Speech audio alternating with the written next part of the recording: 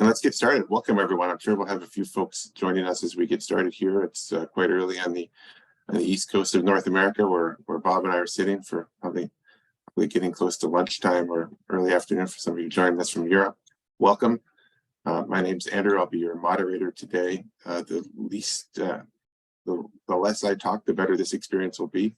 I have a couple questions I could ask Bob, but Bob is joining us. He's an experienced agile coach and works with product owners and organizations. Bob, why don't you take a couple minutes to introduce yourself to the folks? But before I give you a second to do that, if you have questions, throw them in the chat. I will call out your name, give you a second. If you want to ask the question out loud, feel free to have some follow-ups. We can take questions in the chat, or you can unmute yourself and ask away. Bob, why don't you introduce yourself and talk a little bit about the work you do? Great. Thank you, Andrew. Hi, everyone. I'm Bob Galen. Good morning. Good afternoon. I'm an agile coach. I'm an independent agile coach from Cary, North Carolina. I've been doing agile since I'm a dinosaur in the agile community, or arguably so, since the mid-90s. I've been practicing XP and Scrum, Kanban later than that. So I've had a lot of jobs where I'm an internal along my path. I was an internal agile enthusiast as a leader, perhaps an evangelist and a coach, and then I started doing independent coaching along my career path. I have some areas that I'm really passionate about. One of them is product management, product ownership. I wrote a book, an initial book on Scrum product ownership in 2009, and it's in its third edition now.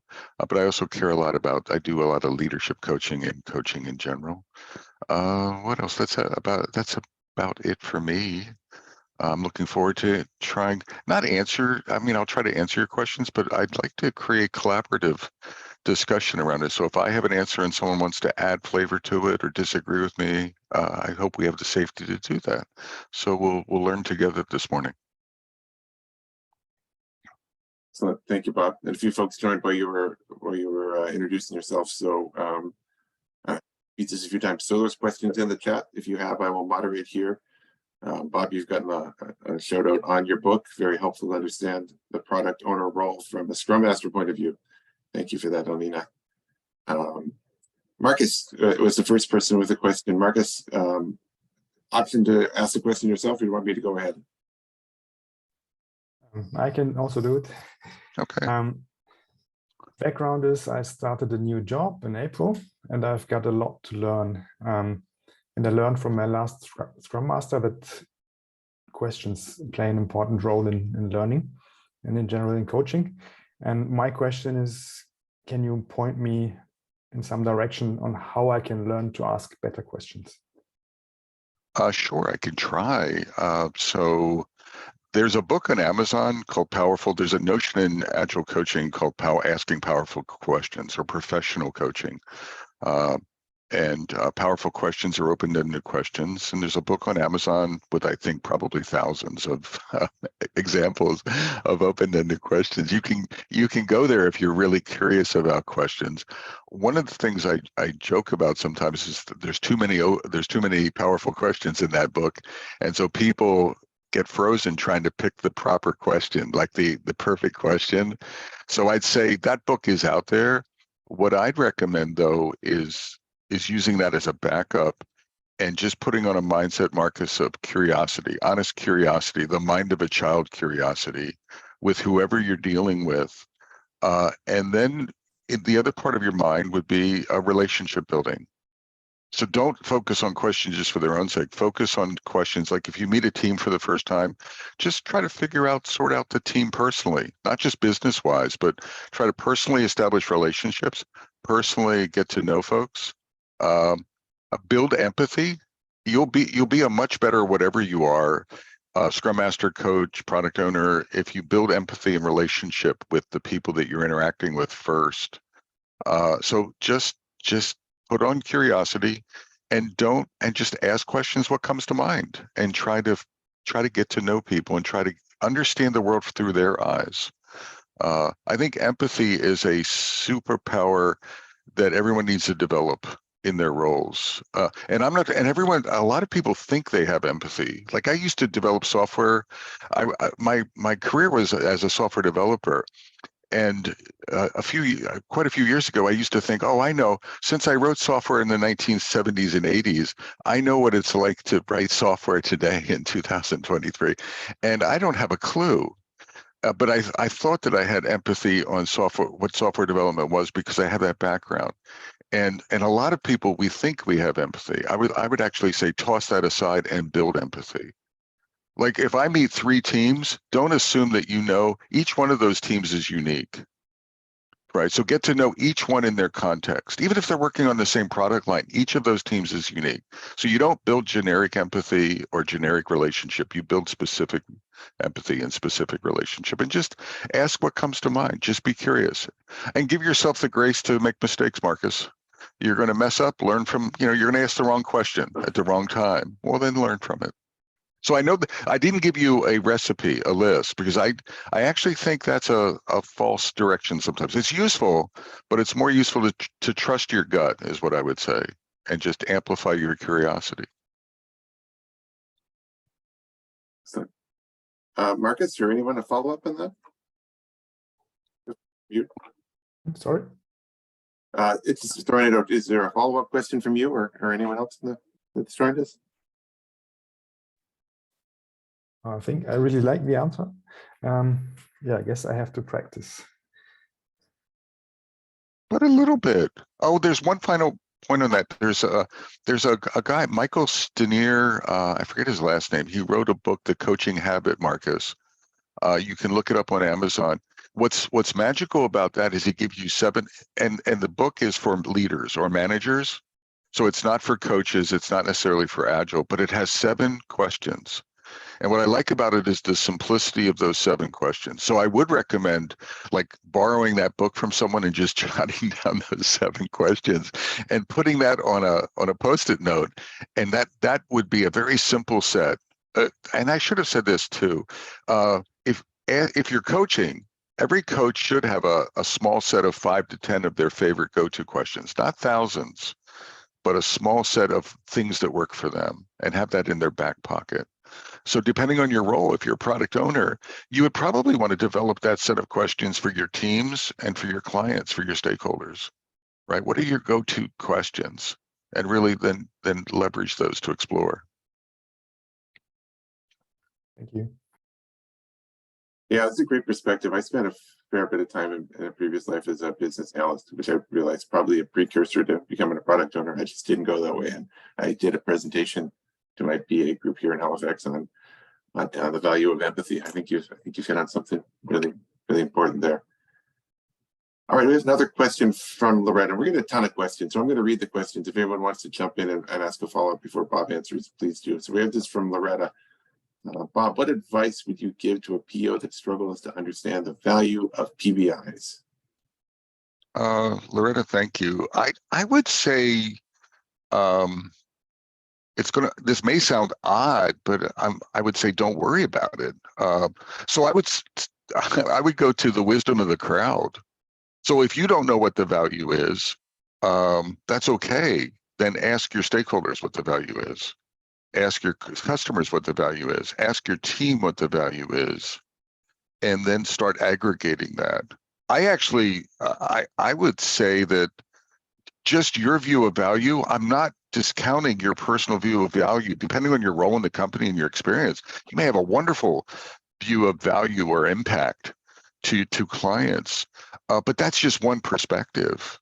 I think getting multiple perspectives on it. Another thing is see how people react in demos or reviews. I always think that there's, if folks aren't getting excited, let's say you valued it, you've valued your PBIs or you've evaluated your backlog and you feel good about that.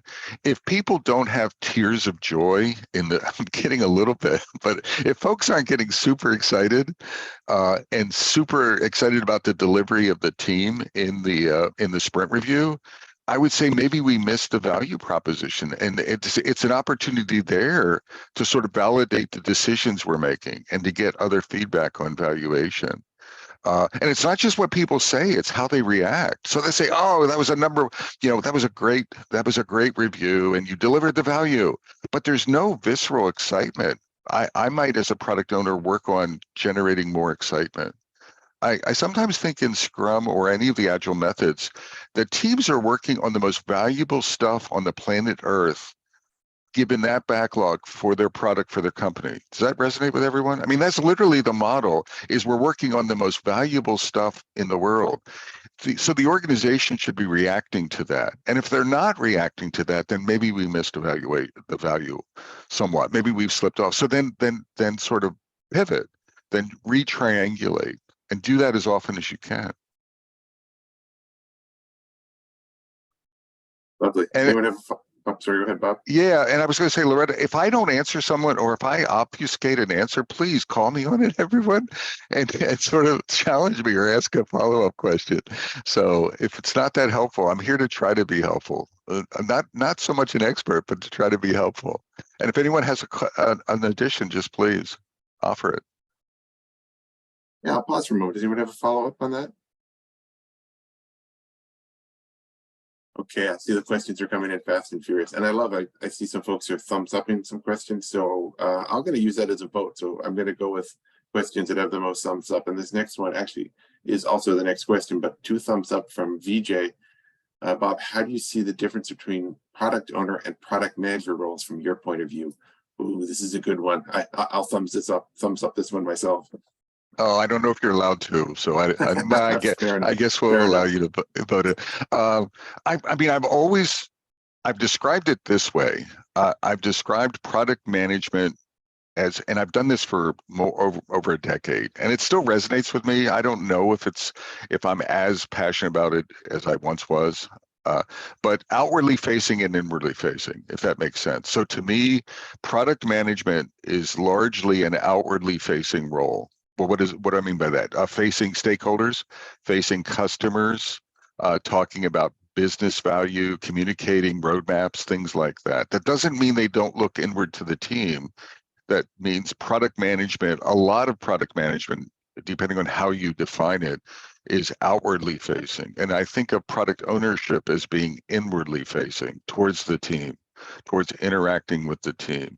Now, I always think that there's an interface or an interaction point between outwardly facing and inwardly facing. So if everyone understands what I mean, like, I don't think there's a hard line of the product manager does this stuff and product owners do this stuff, and never the twain shall meet. So I do think it's a Venn where there's a strong interaction between the two, where there's shared responsibilities. So product management has a lot of outward with some shared inward. Product ownership has a lot of inward with some shared outward. And it's the way I look at it. If there's one person that has both of those roles, and in some organizations, they don't make the distinction, it's product something. That's actually an overloaded role to me. There's a lot of work in both of those roles. So you want to make sure that you can, as an individual person, you have the skill and the time to do both roles, or raise your hand and say, I'm overwhelmed and I'm starving something. I see product owners that lean, if it's an individual product owner that's doing both sides, very often they have a decision to make, is where are they going to lean into? So if they're leaning into the product owner role, they may be starving some product management responsibilities. And if they're leaning into the product management role, they may be starving some team responsibilities that they have. So you want to make sure that you're balanced. One anti-pattern that I've seen historically, I don't know if it's lessening, is that a lot of folks in that dual role lean outward, if that makes sense to everyone, mostly because there's a lot of external pressure, leadership pressure for folks to serve the outward, and they're starving the teams, and that's a dangerous play. You want to make sure that you're balanced between those two. You also want to raise your hand and say, I'm overwhelmed, and ask for help. So have the safety or have the confidence to ask for help. What else can I say about that role? Any follow-up on that?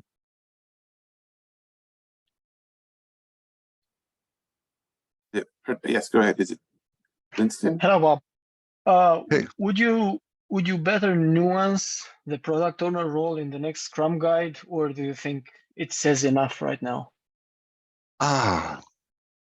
Houston, I'm gonna so I'm not that fond of the Scrum Guide nowadays, and you may know this. And it's not that I'm anti-Scrum Guide, but I'm tired of people saying it's either in the Scrum Guide or it's not in the Scrum Guide. So right, there's all these debates, or you're doing Scrum or not doing Scrum. Anyone hear that? There's all of these accusations, and I would almost ignore the Scrum Guide and say, if I was a product owner, product manager in a company, I would try to get to the essence of what is the essence of that role, and am I performing it well and in a balanced fashion for this company? Do you know what I mean? Am I delighting my clients? Am I supporting my team? I would almost ignore that. I'm not negating the Scrum Guide, but I'm like, to heck with the Scrum Guide. Let's get to the spirit of it. And then apply common sense to I have to normalize this role for this company. I think that's actually one of the challenges in a lot of companies is a lot of product owners, they sort of go to a book answer and they don't create a unique view to the product that's successful in the context. Every company context is unique.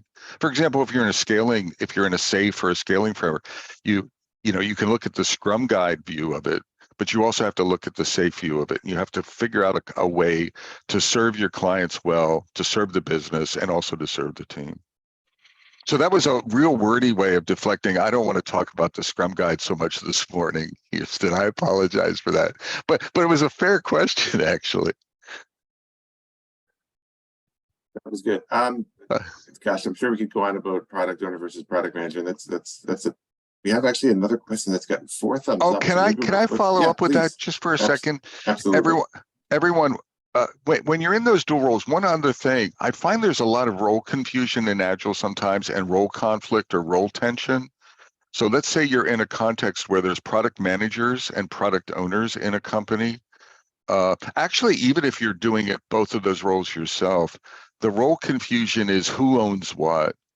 So I think one of the best things you can do, let's say you're a product, either role, you're a product manager working with product owner, or product owner working with product managers, is to list responsibilities and talk about clear ownership. What does product management clearly own? What does product ownership clearly own? And what are the shared activities between us where we're working together? And I know this sounds maybe waterfally or overly checklist oriented, but gaining role clarity on who does what individually and where is the shared owner, that can really help to just gain clarity, so there's not a lot of tension between the roles and confusion. The other reason I bring that up, I'm less concerned about the outwardly facing. That role confusion can really hurt the team, if that makes sense to everyone. The other thing, part of the role confusion is clear decision making. So the product owner role is a very decisive role. You don't want product management diluting the decision making authority of the product owner. So part of that clarity is making sure that the team has a clear line of sight towards clear value-based decision making in the organization. It's not a committee, or the poor product owner doesn't have to ask permission for every priority call that they make. They really are the product owner, if that makes sense. When I look at a product owner, it's a very powerful role. It's a very decisive role. It's a very they own the direction, and they're not going to they have to make really tough decisions between new features and maintenance and refactoring, and I have to trust them. John, if you follow up. Yeah, thank you so much, Bob. So just follow up on this one.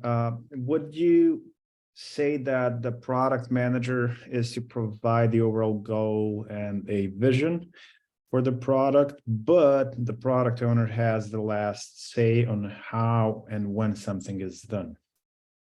I'd say yes.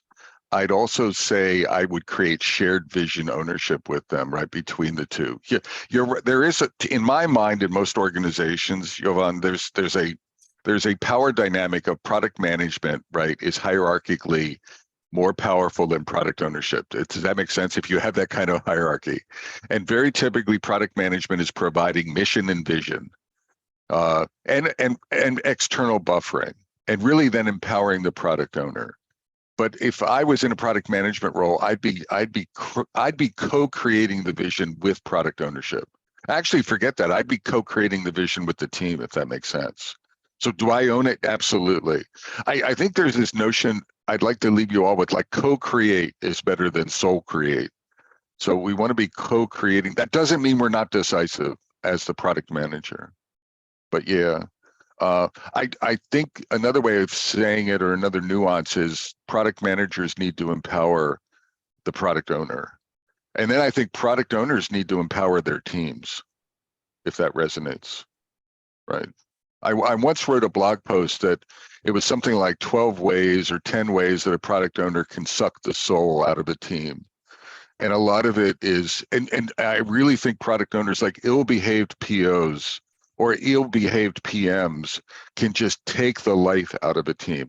Conversely, well-behaved POs and PMs can introduce an incredible amount of enthusiasm and momentum into a team. So it's like, how do we interact in that ecosystem? So being aware of that. Yeah, that really resonates with me, Bob. Is the Fasco often asks in his podcast, who's the worst product owner and the best product owner you've ever worked with? For me, it's the same person, and they changed the way they were dealing within the organization, changed, and they just became better at their role. Yeah. We've been on this one for a while, but I think there was one more follow-up. Joe, did you have a quick follow-up on this? I thought I saw your hand, Trip. Forgive me if I was wrong.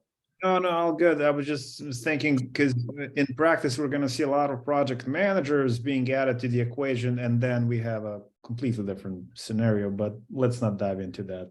Yeah, I was, yes, that would be my advice as well for this discussion. Absolutely. Okay, folks, we've got a ton of questions come in. Maybe it's time to pivot. Thank you for the questions. Because we're getting so many, I'm going to go with the votes. So thumbs up for ones that you like. I'm going to go with one that's got 4 from Abu Bakr, but I also think Lisa's question is somewhat similar. Lisa's having some conflict with her Scrum Master.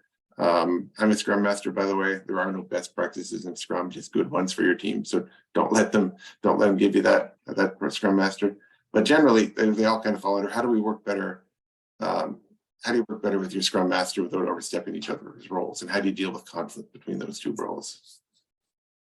I mean, one of the things, thank you for that question, Lisa. It's a good one, and it seems like it resonates with some folks. I've talked for years. I think one of the prime responsibilities for the product owner and the Scrum Master is to become mini L leaders. So not big L leaders, but mini L leaders in their team. That means they need to create a leadership partnership. They have different perspectives, right? Or different responsibilities between the role. I get that. But from a team perspective, or from my point of view, they're both leaders. So I talk about them crafting, they should be having coffee. When we could have not virtual, but real coffee, I've encouraged those folks to meet weekly. They should be powwowing for an hour. They should be and they should not just be talking about they should be talking about strategic things, not just tactical things. So for example, what are the biggest challenges the team has? And how are they helping to lead the team to overcome those challenges? Not just letting the team figure everything out on their own. What are the biggest impediments that they can help the team with? What are they going to identify in the next retrospective that the team may be missing? How are they working together? What are our power dynamics? What if the Scrum Master takes a vacation? Does the product owner take over? Do they have the wherewithal? What if the Scrum Master takes? How do they overlap each other? How do they co-create their mission and vision for the team? How do they work in lockstep, if that makes sense? So I think a lot of the challenge there is pre-working that. Create a mini PO SM team agreement very early on and talk about how are we going to show up? How are we going to behave?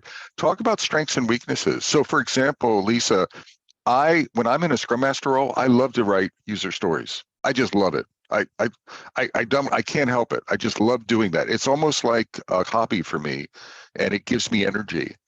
So I always ask the product owner, can I help write? I'm like a little puppy. Can I help write user stories? Can I help write user stories? And so what I'm doing is partnering with them and giving them a break, perhaps, right? I'm not doing their job for them. I'm helping them. So this is part of that co-leadership partnership. And maybe they're going to do something with the team that would be classically a Scrum Master role. Does that make sense? Like facilitating. Maybe they love facilitation. And they're really good at bringing different tools to the retrospective. So what, and I know what Euston's going to say, the Scrum Guide doesn't say it this way, but what if we just sort of tag teamed and worked as a team and did what resonated with us, or passion? What I'm describing is, I think every pair of Scrum Master and product owners need to create that synergy over time, trust over time, communication over time, understanding of each other's strengths and weaknesses over time, and they become a better pair for the team. So, and if that happens, yes, they're going to get conflict, but it's going to be healthy conflict, I think. And it's going to, and respect their roles to some degree, right? There's a mutual respect and honor, honoring of the role. At the end of the day, the product owner owns the valuation stream. Does that make sense to everyone? So the Scrum Master can, there's an inherent respective role, right, in each one of those. So that doesn't mean that they override. It's not leadership by committee, but at the same time, there's a partnership. I don't see a lot of that partnership in the wild, the way I just described it. So what I'm saying is I would encourage that. I expect that when I'm leading teams with Scrum Masters and POs, I'm expecting that kind of camaraderie, that kind of collaboration between those two roles. And that's what I coach them to see in themselves. Great stuff there. I took a bunch of notes for my own work as a Scrum Master. Is there a follow-up? Lisa, did you have something? I thought you were looking like you're ready to add something. Sorry to call you out. Just looking for her mute button. I think it's at the bottom. Thank you very much for that, Bob. Yeah, you're absolutely right. And I think it's probably just about trying to meet in the middle somewhere. The previous Scrum Master we had, it was just that role. And then when that person left, they decided to merge it into sort of Scrum Master / delivery manager. So there's that person has got competing conflicts in some respects. But I find it challenging sometimes is that they will say, yes, refer to the Scrum Guide. This is what we should be doing. It's best practice. This is what the Scrum Guide says. But the logic doesn't fit with what's going on in the team. And then conversely, they might do something an action which completely contradicts what they've just said we should be doing. So for example, they might raise a ticket and put it into the current sprint without even discussing it with me. So it can be really challenging. I'm just struggling. Well, see, that's that collaboration that I'm talking about. Yeah. To me, there's no higher priority. I mean, think about the impact to the team. Think about the cohesion between those roles and the impact that has to the team and getting stuff done. So when I say it's a coffee break or collaboration, it sounds light and fluffy. I actually mean it as hard and concrete. Darn it, figure out how to work together to really create this cohesive unit, to work with it, and common sense. And part of that would be interpretation of the Scrum Guide, if that makes sense, Lisa. Yeah. Right. Yeah. I mean, at the end of the day, we're not executing Scrum Guide. We're getting, excuse my French, but we're getting shit done. We're getting high value stuff done.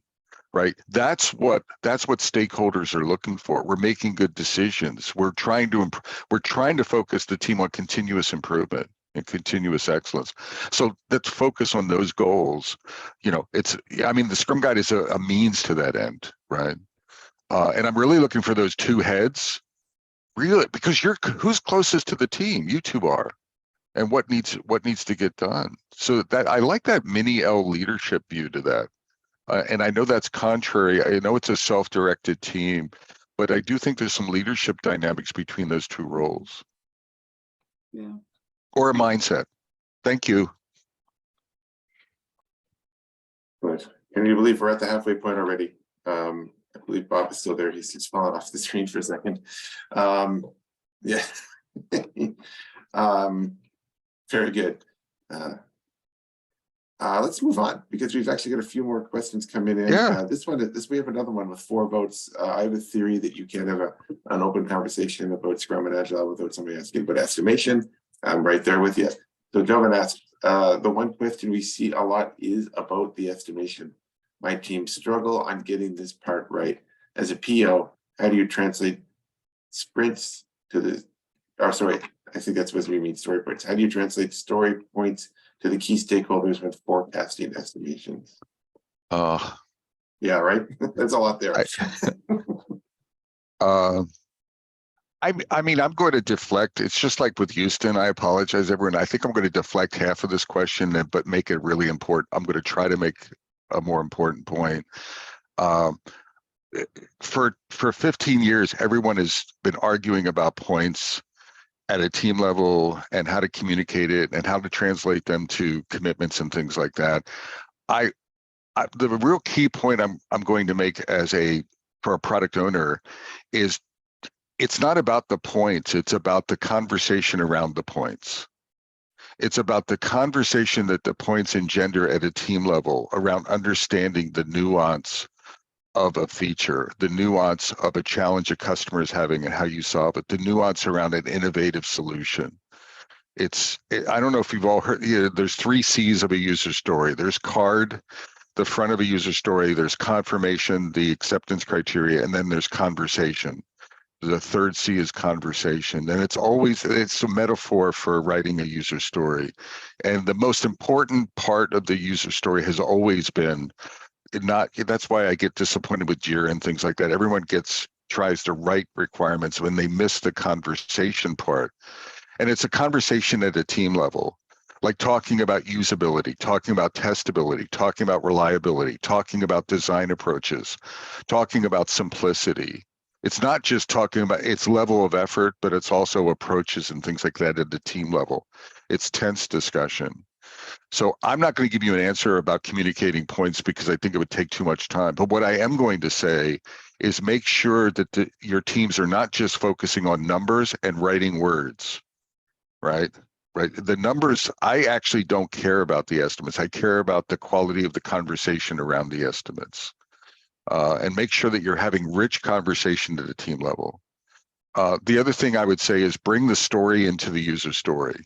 We've forgotten the story aspect. Anyone here ever in Scouts or in children's groups where someone was doing storytelling around a fire or anything like that? Storytellers, they have hand motions, they paint a big picture, they talk about the nuance. You get a visualization in your mind about what problem we're trying to solve. The original intent of the user story was to evoke that vision, and not just words as I want so that, or whatever the word phrasing is to really create that, to create a big vision. What are we trying to approach? What's the problem we're trying to solve? And then bring it down to the team level so that the team gets excited about the story. So that's part of that conversation as well. If you're not having what I just described, yes, I know you have to defend numbers, do whatever you can to defend or create the numbers, but really almost guarantee that you're taking the time. It's not a waste of time to engender those discussions. And I love so to me, story pointing and the variance between the team generates that. Does that make sense to everyone? Right. I'll just ask the team multiple times. That's estimated. Why are you an 8? Why are you a 5? Why is Julie a 2? Why is Julie a 0? Why does she think that this thing has 0 effort? Right? Because she's a product owner. Oh, okay. Now I understand. Right? It's free. So, but why? And then why is someone a 13? I don't even care if it's a 30. Why? What are you thinking about? And the variance between those creates such rich discussion. That to me is the value of story pointing. Someone can have a follow-up if you want. I do have one, but if anyone else wants to join in. This is Jatin. I have a follow-up question, Bob. Can you hear me well? Yes. So I have a team where we have people from different designation, like it's a multidiscipline team. One is QA, one would be designer and there is one person who is doing support. And when we do story pointing, sometimes the support person say, for me, that task is like a 8, but the dev will say 5, because the dev will do the same work in 3 days. Support person think, oh, it's a big one and it will do it in maybe more than that. How do you come up with a better story pointing on that respect where team has different, skill set? I think that's part of the richness, Jatin, is in a cross-functional team like that, you're going to get variability. I mean, so if the goal is to create a unified story point, like we're all going to get to a 5, I don't think that's the goal. I think that happens on simplistic work. But for complex work, I always think of stories as a range. So we might have a range of 5.13. Everyone with me? Right? We had discussions. We've had multiple rounds of story pointing, and Bob Galen, developer who's not self-aware and trivializes everything, so he thinks it's a 5, and a wizened veteran UX person thinks it's a 13 or whatever it is, and the testers think it's 20, and we have to and we narrow the range, and then let's say we're 5.8. Everyone with me, right? We have a range in the team of 5 to 8. What's the right answer? Alicia, Lisa, Houston. I don't know. We could pick what. We have a choice. We could average it. We could go low. We could go high. I have a tendency to go high, if that makes sense, right? That's just when in doubt, go high. It'll wash out in the laundry, right? It'll average out over time. And I don't know if we have to get agreement. Now, if it's an incredibly wide range, like 1 point to 100 points, well, let's have some discussion and narrow that range. But I think ranges are an inherent, rarely do we get that agreement. That's actually part of the richness of the discussion. Why does the customer support person think that it's a 13? I want to understand that nuance, which it might influence development to say, you know what, I didn't think about that. Crap, I wasn't thinking about that. You're right, right? It's now an 8. So that's part of that richness of discussion of exploring the nuance behind a feature or a story. Okay. Thank you. So accept the ranges, come up with a method in the team. Whatever your method is, and then sort of learn from it over time. The other thing I want to point out with everyone is everyone should be listening. Does that make sense to everyone? So I can learn, a developer can learn by listening to QA, right? I mean, so when I say rich discussion, it's not just listening to what I care about. I have joined teams as a coach, product owner coach, and I've attended backlog refinement where a lot of these things have happened. And I listen intently. And over time, by just listening to the pointing and the discussions, I start understanding the system. I start understanding what's hard and what's technically challenging and what's not. I can actually have a stronger opinion over time. I'm not even on the team. And I can start understanding a little bit more by listening to these rich collaborations around the nuance. So I want customer support to listen so that they start understanding developer challenges. I want development to start. So now we start just from refinement, we start increasing our perspective on the work, which actually helps with the pointing or helps with the discussion and the clarity and the alignment.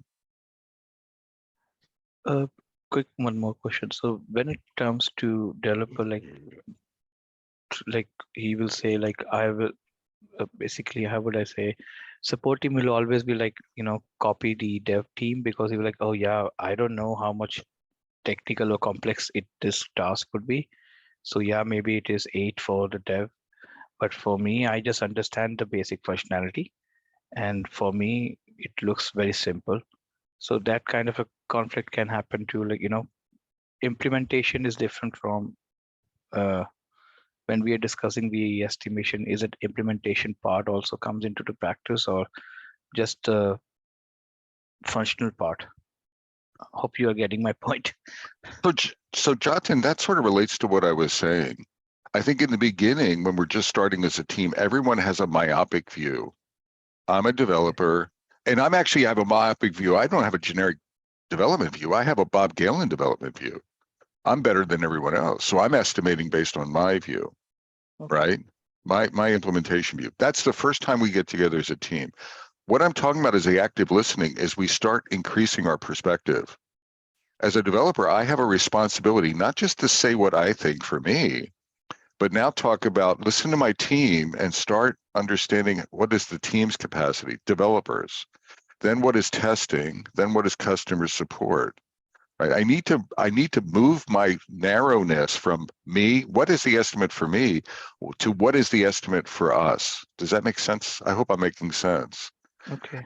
And what I just said is, by listening and respecting other opinions and not just being myopic, I can get a better view of that over time. And then I also trust other people's perspectives as I'm growing mine.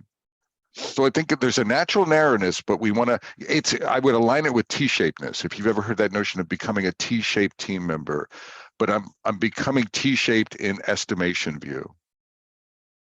At least try, right? I'm not saying developers have to become customer support engineers, but what I'm saying is understand that it's sort of building empathy, building understanding. There's a responsibility to do that. Now, as a coach, you have to sort of challenge the team to do that. Because if you don't challenge or change the lens, everyone will stay myopic. I hope that helped a little bit. Yes. Thank you. Excellent, great discussion. We have about, gosh, the time is flying by. We have about 19 minutes left. There's one question that's got 3 thumbs up, so when people go there, and then there's a few with as time allows, we've got a few with some 1 thumbs up. So from Victor, Bob, say I worked with a product owner who's new to the role. Can you talk a little bit about how we coach or mentor both the person? Oh, sorry. Can you talk a little bit how we coach or mentor? How do we coach or mentor that person to become better at their role? I mean, I think I would look at Victor. That's a good question. I would say, it depends on the roles, but I would say don't coach them. So if you've not been in their role, then don't. If I'm an actual coach coaching teams, and there's a new product owner, I would go to a product owner. I would go to the leader of product owners, and I was like, "Oh my gosh, there's a new person there, and you didn't give them a mentor." Right? So they need mentoring. They need a partner product owner to help them. So now, if I had those skills, I might invite myself to do that.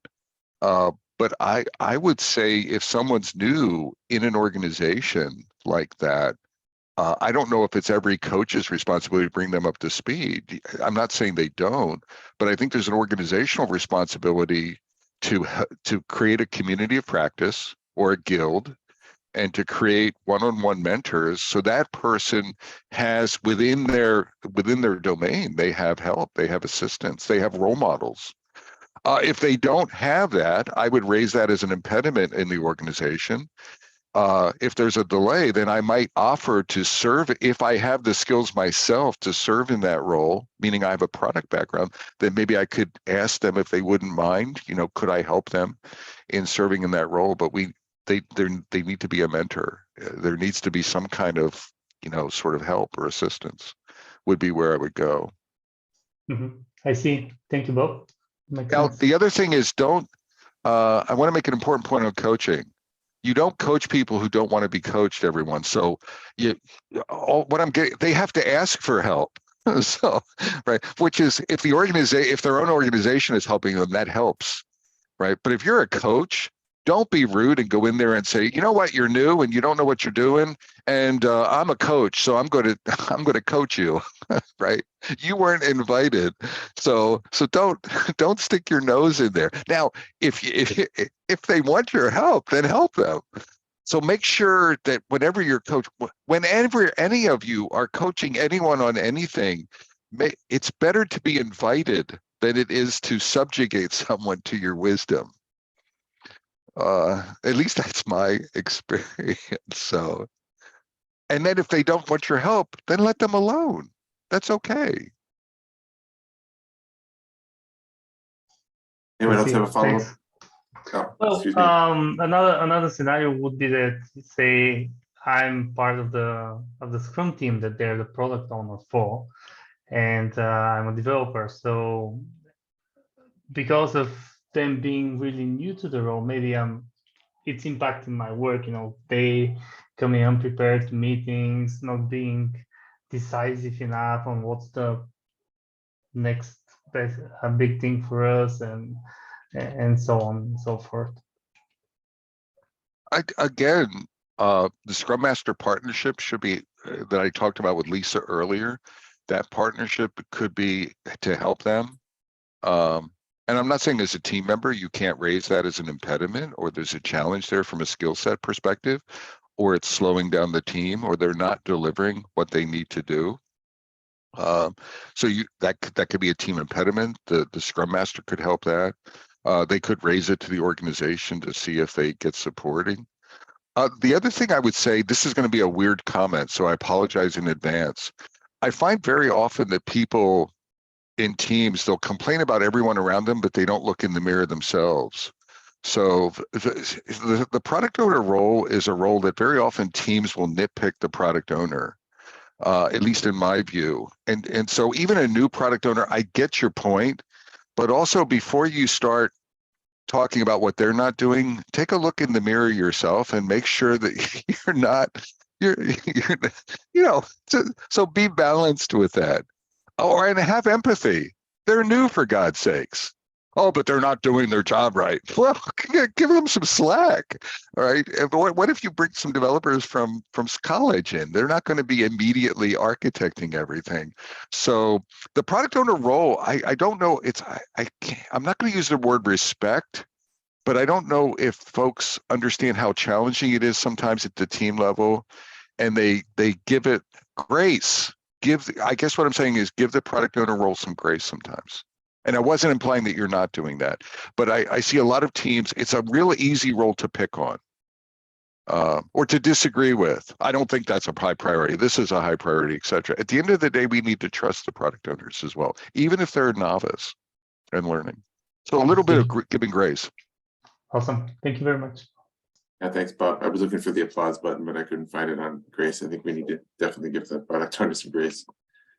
Kind of related, and kind of a follow-up, but it's got 3 thumbs up. DeGrady asked, how do you coach a PO in creating breaking up stories when a team is, with small segmented skill sets? So maybe they use example of maybe front-end, back-end stories, if that's appropriate. So how do you go about coaching them on creating and breaking up stories to the right size? I don't know if I would coach the product owner. I would coach the team.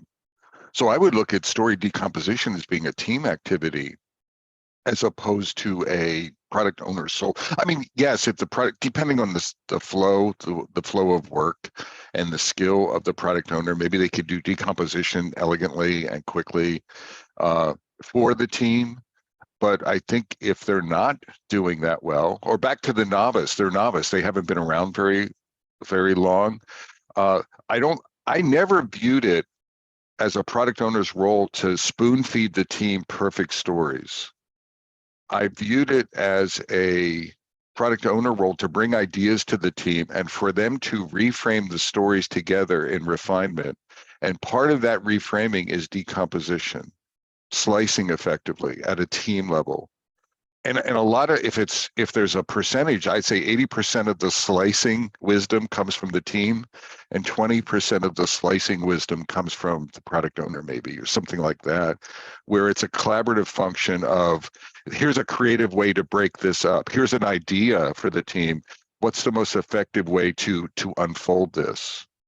So the wording there maybe triggered me to say, well, the product owner has that, they think deep thoughts at night. They stay up till midnight and they think deep thoughts and they craft this story stream, this perfect story stream, and then hand it to the team like gold. I don't think that's the view. I think there's a lot of collaboration, a lot of refinement, a lot of discussion. A lot of that emergent discussion I was talking about earlier with story pointing would come into refining the story stream. I'll take pushback on that, but I really think it's large. There's a lot of team responsibility. Now, to be fair, a lot of teams push back on that. I see a lot of teams that want that spoon-fed version, right? We need a perfect story before we're going to estimate it. I think those teams need to have their views changed to no. It's you play a role. It's not just a PO's job. It's a shared. This goes back to we were talking about PM versus PO roles and responsibilities. I think it's just as valuable to talk about product owner to team responsibilities. There's some sole team responsibilities, there's some sole product owner, and there's some shared responsibilities. And I think this decomposition is a shared responsibility or a shared activity. I may have gone way off the rails there, everyone. I apologize if I did. 10 minutes left. Does anyone have a follow-up on a question on that? All right, still get some questions. Totally agree with you. Team and PO need to break it up together. I think the challenge is sometimes when things are siloed on a smaller team, and particularly when you have front end people versus back end people, it becomes challenging on, do you break up story front versus back, or do you try to do both in one story? Does that become too big? So it's kind of just coaching the team and the PO, what is the best way? A lot of times it's just asking them, what do you think it is? But I don't know if there's a best practice or a best approach for that or not. Well, I mean, from a delivery point of view, I would say end to end. So if you're, I mean, to me, if you have, it's an anti-pattern. Please don't take this personally, but to have back-end stories and front-end stories is probably an anti-pattern in a team. I mean, I would want to connect those, right? Because I would want to connect them from a decomposition point of view. I would want to connect them from a delivery point of view, from a valuation point of view, from a demonstration point of view, et cetera. So it's okay. I guess it's okay. It makes the hair on the back of my neck stand up a little bit. It's okay to have a front end story and a back end story, but I would try to couple them as much as possible in the discussions. And I try to influence, it's that end to end, right? So I think good story writing is if we as much as we can have end-to-end delivery, front end to back end, in a single story, you'll get better results, right? So I would be trying to connect the dots as much with them as possible.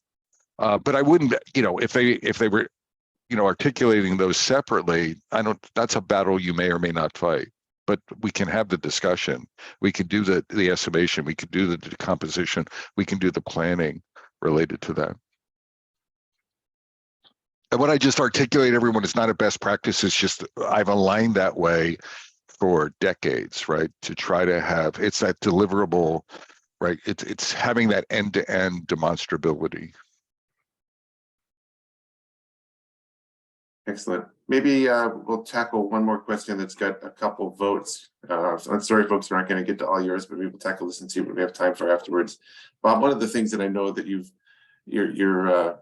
good at is helping get asking those tough questions from stakeholders, but also there's a lot of interest right now in data-driven decisions. So Daniel reposted a question: how would you approach the data-driven approach for decision making for product owners? Startup environment was the example that he gave. I mean, I'm trying to look for, who was the question? I'm looking for From Daniel. So how would you approach the data-driven approach for decision making for product owners in a startup environment, or where resources are limited? I can try to rephrase if needed. Yeah, Danilo, please. give me what you mean by data-driven decision making. Yeah, so one of the problems that I face with product owners is that they would like to have some data to base the decision upon, like not just gut feeling. And obviously, the quest of gathering this data is an expensive quest for companies, for example, user research and so on and so forth. How would you approach this problem in an environment in which there are limited resources, like, for example, a startup or an established company that for a specific department, for example, that does not have resources to support research, for example, and others? I mean, I think I would look at data and non-data related decision making, right? And I would look at the organization. I find organizations, Danilo, there's some data-centric it's not just data-driven decision-making in product, it's data-driven decision-making in the leadership team. I find there's data-driven stakeholders and there's gut feel stakeholders, and there's some people that need both. I would lean into both. Organizationally, we have to have the ability, in some case, to provide both sides of it, and not always the same percentage. Because to your point, there's a cost in providing data. There's a cost in doing the analysis. So maybe you do the analysis at an epic level or at a very large container level, and maybe you do more gut feeling at a decomposition level.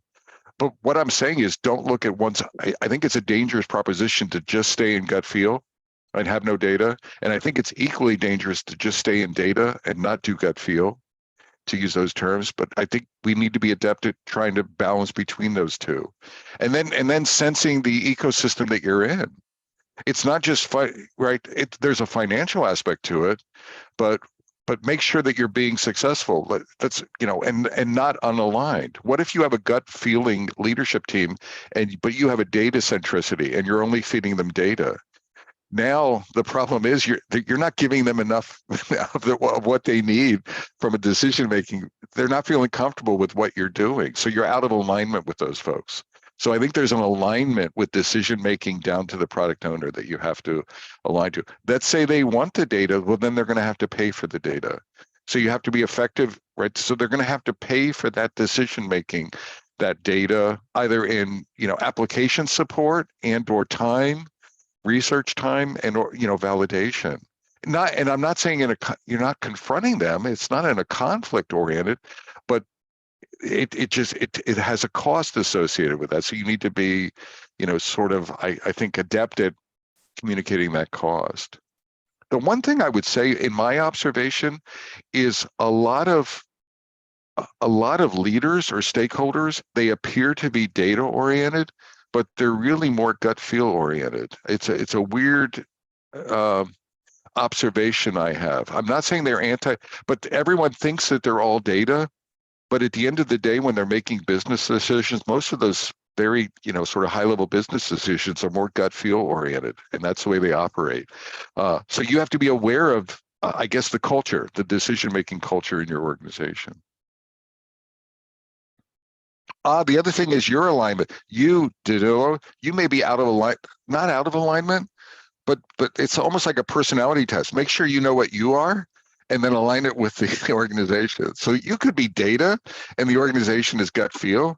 You have a problem, right? You need to, whether you like it or not, you need to feed them what they need to see in order to make decisions, or vice versa. Thank you for taking this one.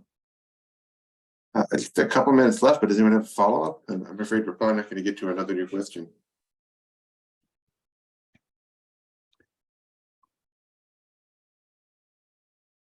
Right, Bob, maybe you can do a quick hitter. I don't know if this is a quick one, but maybe just one or two things that if you're starting a team as a new product owner, what are one or two things you would do right out of the gate? Oh my gosh, I think this is a beautiful question, because I think it connects back to the first question. But I may be confused. I may be old and confused. But remember, I was talking earlier, it was a coaching question. I talked about empathy and relationship building.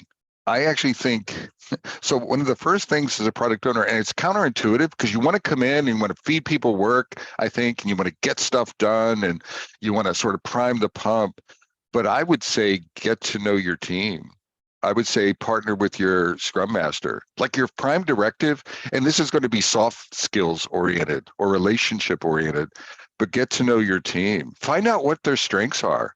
Find out how they feel about the work. Do like a historical review of, have you done exciting things historically?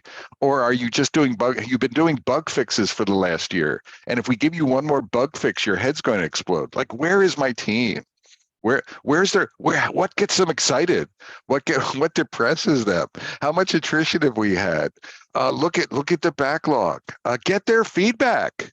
Oh God, I'm the product owner. I need to feed them. So what would they like to work on for the next? It's a little bit dangerous, but ask them what they'd like to work on. What do they think the right things to work on for the company from their point of view, from whatever the scope of that team's responsibility is.